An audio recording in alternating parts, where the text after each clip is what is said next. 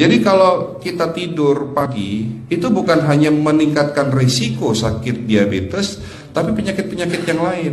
Dan satu hal, Rasulullah mengatakan, jika kita tidur setelah sholat subuh akan meningkatkan risiko pikun, Pak.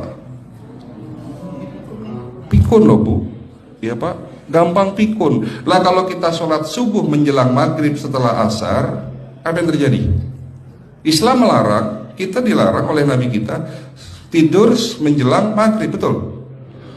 Bukan karena nanti ketindihan setan, bukan ya. Secara medis diketahui bahwa orang yang kebiasaan tidur antara asar sampai maghrib itu akan menurunnya daya tahan tubuh. Jadi gampang sakit infeksi, Pak, kalau Bapak tidur menjelang maghrib. Kalau sekali lagi setelah sholat subuh gampang pikun, aliran darah ke otak itu tersumbat, ya, jadi stroke penyakitnya. Tapi kalau tidur setelah asar sebelum maghrib, itu daya tahan tubuh menurun. Jadi gitu ya jawabannya, Bu. Justru ini yang paling penting, materi terakhir ini 6 langkah praktis. Ya, Bapak bisa lakukan di rumah mulai hari ini. Langkah pertama, mulai hari ini jangan makan malam, Pak.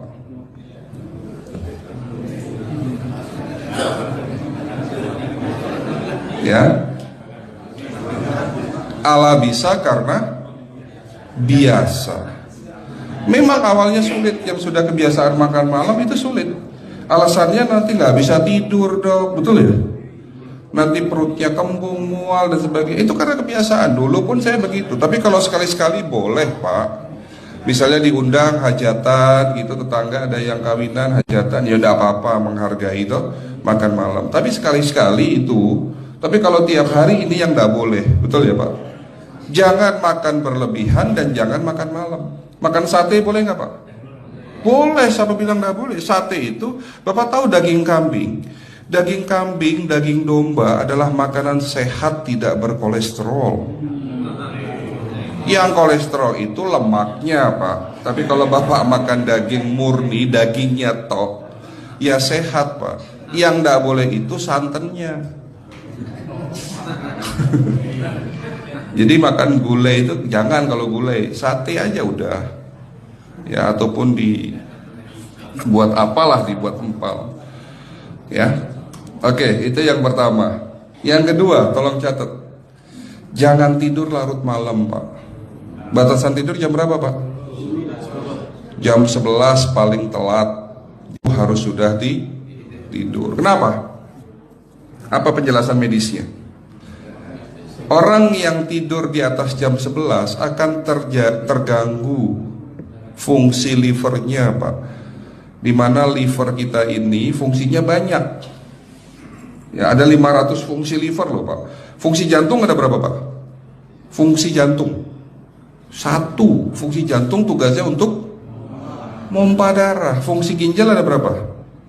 2. Absorpsi dan filtrasi. Fungsi liver 500 fungsi. Jadi organ yang paling berat dalam tubuh kita kerjanya adalah liver. Liver akan rusak manakala kalau kita tidur di atas jam 11 malam. Berarti 500 fungsi liver bisa rusak, Pak. Ini salah satu penyebab diabetes. Bukan hanya kerusakan pankreas, tapi rusaknya liver bisa jadi penyakit diabetes, Pak. Jadi kalau sakit diabetes itu yang terganggu itu sebetulnya bukan hanya pankreasnya, livernya pun rusak, ususnya pun rusak. Makanya dalam pengobatan diabetes di klinik kami itu bukan hanya ngobatin pankreas, tapi 3 organ penting ini saya obati: usus, liver, dan pankreas. Kebanyakan kenapa? Kalau dalam pengobatan tradisional mereka tahunya diabetes itu hanya pankreas, ya kan?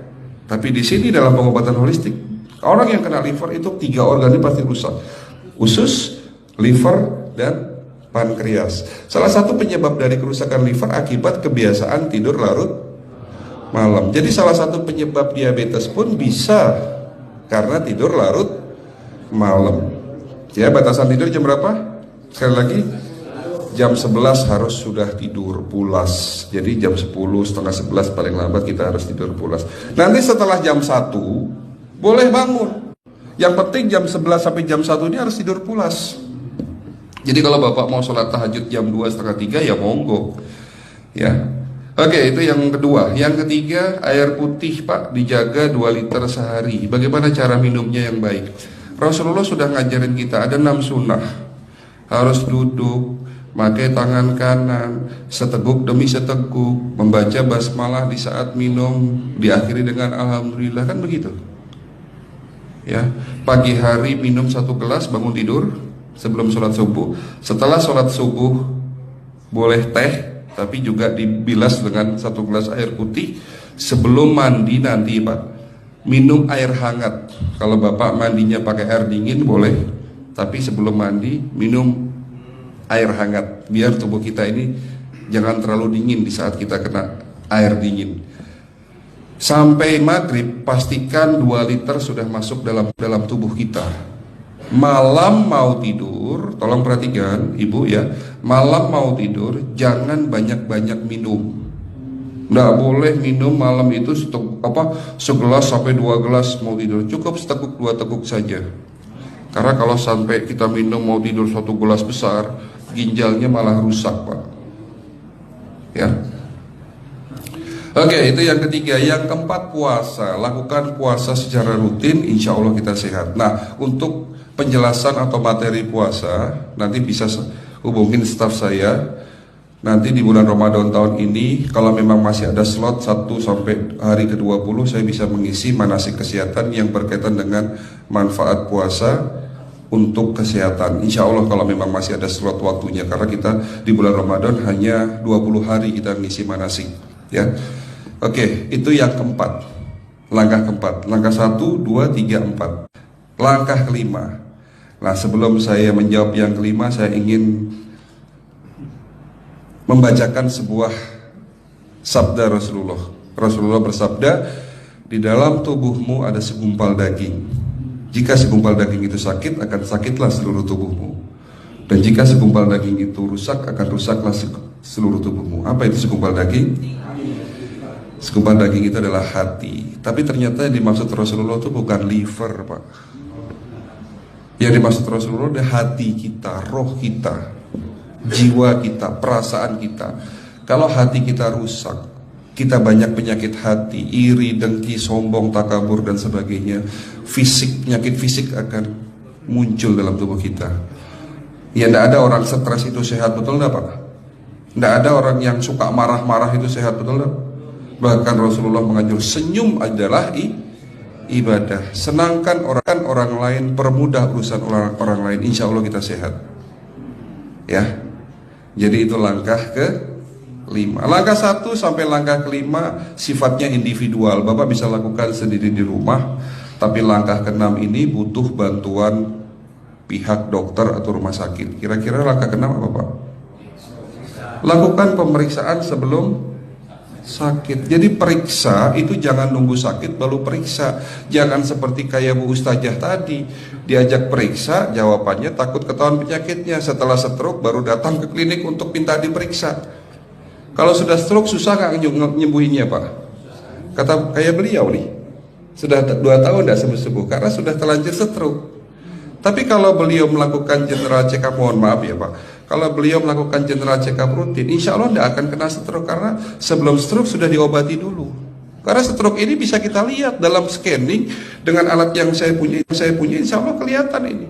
Oh ini sudah mulai ada tanda-tanda mau penyumbatan, buru-buru diobati. Memang takut Pak, tapi pesan saya jangan takut. Ya, lakukan pemeriksaan supaya kita tahu, supaya kita kenal. Gitu ya Pak. Jadi kira-kira di jemaah ini ada enggak yang mau saya ajak periksa kita semua? Pesan terakhir dari saya, lakukan pemeriksaan sebelum terlambat. Ini pesan saya dan pesan seluruh dokter di dunia sebetulnya. Lakukan pemeriksaan sebelum terlambat. Ya, karena dengan kita melakukan pemeriksaan kita akan kenal tubuh kita. Kalau sudah kenal kita akan sayang sama tubuh kita. Betul Pak? Ada pepatah mengatakan tidak kenal tidak sayang. Cukup sekian dari saya. Mohon maaf kalau penyampaian kami kurang baik. Akhirul kalam, wabillahi taufiq wal hidayah. Wassalamualaikum warahmatullahi wabarakatuh. Kalau ada pertanyaan masalah teknis nanti langsung